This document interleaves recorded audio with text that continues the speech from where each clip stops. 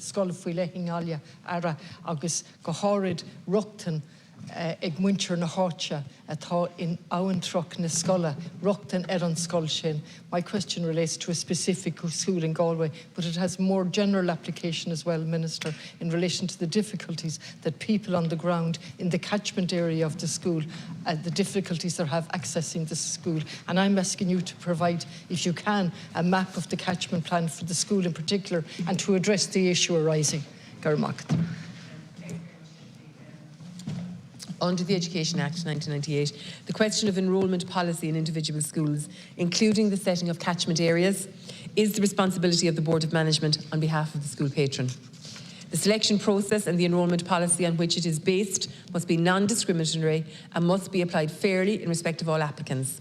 However, this may result in some pupils not obtaining a place in the school of their first choice. The Department's main responsibility is to ensure that schools in an area can, between them, cater for all pupils seeking school places in a particular area. In order to plan for school provision and analyse the relevant demographic data in a way that takes account of local and regional variations, the Department divides the country into 314 school planning areas. School planning areas have evolved over time, but in broad terms, take account of traditional post-primary enrolment patterns, natural boundaries, census small areas and other local conditions.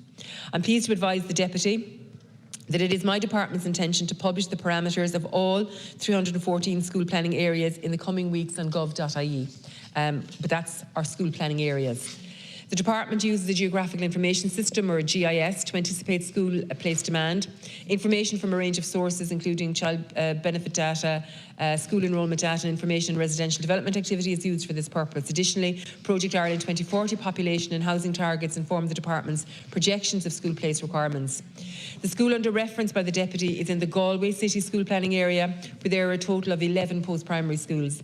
In line with the department's demographic projections of post-primary school place requirements, there has been a continued growth in enrolments in the Galway City School Planning Area. In response, the department is providing further significant additional post-primary capacity, including 2 new 1,000 pupil school buildings for St Joseph's College, or the Bish, and Ceist. Both of these projects will provide enhanced accommodation for existing schools, which will provide a total of 500 additional school places above the current enrolment levels. The St Joseph's project is at stage 2B, which is the developed design and lodgement of planning permission, while the Ceist is at stage 1, which is the preliminary design stage. In addition, there are a number of further school building projects at other post-primary schools across the city.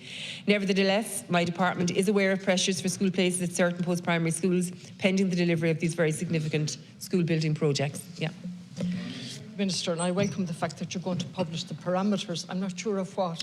Will that relate to the catchment areas? And I realise it's up to the school, the boards of management, but very specific issues are arising with huge implication for other policies. So the school in question on the west side of the city, there's a waiting list. People with different needs, students with different needs, some of them with physical and medical needs, cannot access the school of their choice within walking distance and cycling distance. So what's happening is parents are driving the children to other areas, completely non-aligned with our climate plans and our active travel plans. So that's really, if you could deal with that issue for me and where we go with that. Thank you, Minister. Thanks very much, Deputy. I suppose for clarity, I would have to say to you that the Department of Education does not set out any catchment areas. We have no function in setting out catchment areas for schools. That is the preserve of the boards of management, and the Department of Education has no function there.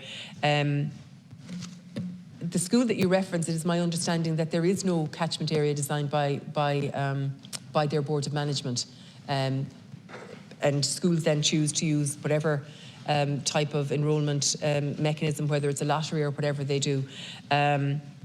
Consequently, as we don't have, as we don't develop catchment areas, we don't have catchment area maps. We don't have them within the department.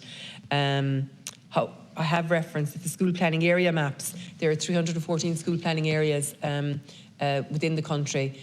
We're happy to publish those maps, and they will be published online on gov.ie in the coming weeks, is my understanding. Yeah.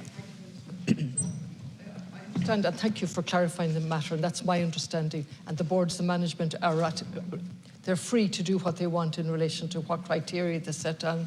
But a catchment area would seem to be one of the most basic requirements, particularly if we're to align our policies with active travel and climate change. It makes no sense for people to be travelling out of the area across town in desperate traffic. So we're under pressure for time. So have you any plans to review what boards of management are doing to see if their plans are aligning with other government plans, particularly having declared a climate emergency and active travel?